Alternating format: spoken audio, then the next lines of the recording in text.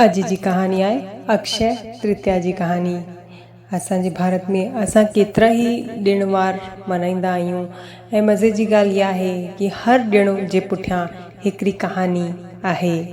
त अॼु असां ॿुधूं था अक्षय तृतीया जी कहानी। अक्षय तृतीया जंहिंखे असां अखा टीज बि चवंदा आहियूं। अखा टीज वैशाख मास जे शुक्ल पक्ष जी तृतीया ते ईंदी आहे।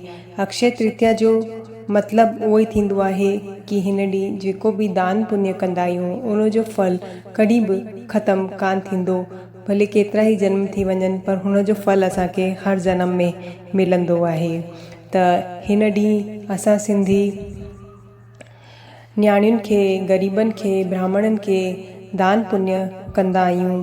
पाणी जा भरियल मट, छायूं, गिदरा, अंब ऐं अहिड़ी घणी शयूं आहिनि जेके असां दान कंदा आहियूं। ऐं अक्षय तृतीया जो ॾींहुं अहिड़ो ॾींहुं हूंदो आहे जंहिं ॾींहुं कुझु बि शुभ कार्य करे सघिबो आहे। हुन लाइ कंहिं मुहूर्त जी ज़रूरत न हूंदी आहे।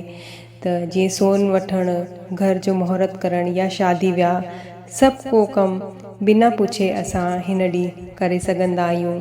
त हिन जे पुठियां जी कहानी कुझु ईअं आहे कि पुराणे समय जी ॻाल्हि आहे। धर्मदास नाले जो हिकिड़ो माण्हू हूंदो हो। धर्मदास हिकिड़ो ग़रीब वैश्य हो पर ॾाढो धर्मी, पूजा पाठी ऐं दानी माण्हू हूंदो हो। जॾहिं हुनखे अक्षय तृतीया जे विर्त जे बारे में ख़बर पई त हुन निश्चय कयो कि मां अक्षय तृतीया जे ॾींहुं विर्त रखंदसि।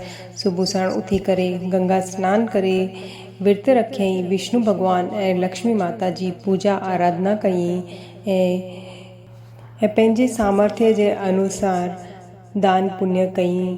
एॾो दान कयईं जो हुनजो परिवार थोरो परेशान थी वियो कि एतिरो दान करे छॾंदा त असां घर जो पालन पोषण कीअं करे सघंदा।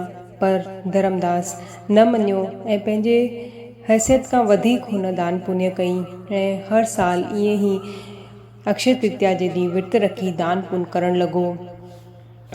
जॾहिं वृद्धावस्था में आयो त मृत्यु खे प्राप्त थियो। ॿिए जनम में कुशावती जो राजा थियो। राजा थी करे बि हू ॾाढो दान पुण्य कंदो हो ऐं पंहिंजी प्रजा खे हमेशह ख़ुशि रखंदो हो। चवंदा आहिनि कि राजा जेको बि हवन कंदो हो हुन में त्रिदेव पाण ईंदा हुआ।